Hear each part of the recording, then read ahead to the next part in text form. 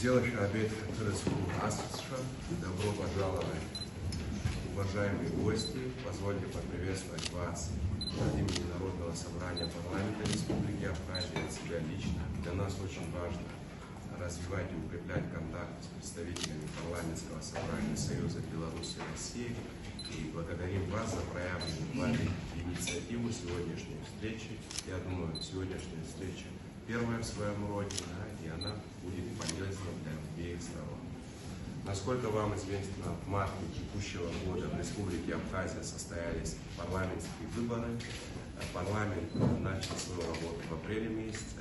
В рамках парламента было сформировано 9 профильных комитетов, в их числе комитет по культуре, делам молодежи и спорту, на площадке которого сегодня, собственно, и проходит сегодняшняя встреча. Так как вы, уважаемые коллеги, представляете соответствующую профильную комиссию Союза Беларуси и России, то я думаю, что у нас будет много тем сегодня для совместного обсуждения. Более того, я хотел бы, чтобы мы не ограничивались темами обсуждения в рамках комитета, а затронули и другие интересующие обе стороны вопросы.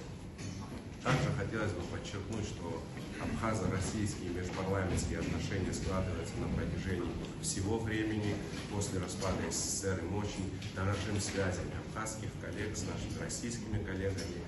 Подтверждением этому служит и последний официальный визит абхазской делегации по приглашению господина Володина в Российскую Федерацию. Планируется ответный визит Государственной Думы Республики Абхазия.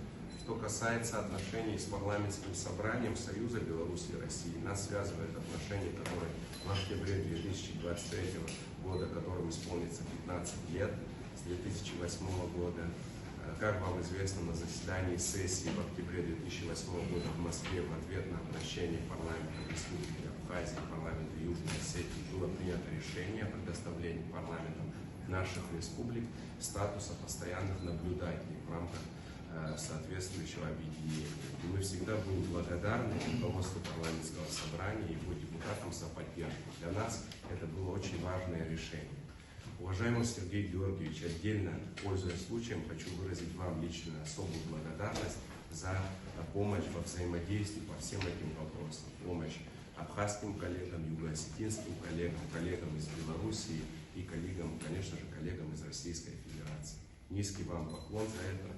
Мы знаем, что вы всегда болеете и душой выступаете за здоровое взаимодействие. Спасибо вам. Абхазия ценит, Абхазия знает ваш вклад в это общение и сотрудничество. Касаясь отношений с парламентом Республики Беларусь, я хотим подчеркнуть, что наш настрой всегда был и будет оптимистичным для развития двусторонних отношений. И эти контакты начинают нарастать. Депутаты 6-го созыва ездили и устанавливали определенные контакты со своими коллегами из Беларуси.